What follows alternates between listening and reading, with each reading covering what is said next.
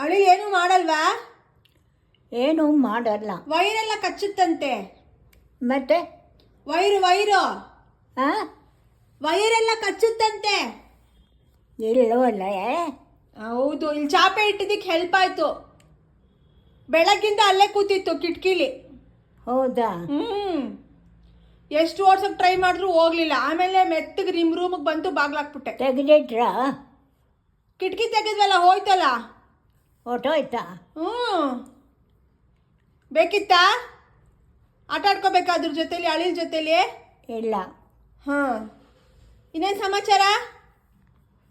ಇನ್ನೇನು ಸಮಾಚಾರ?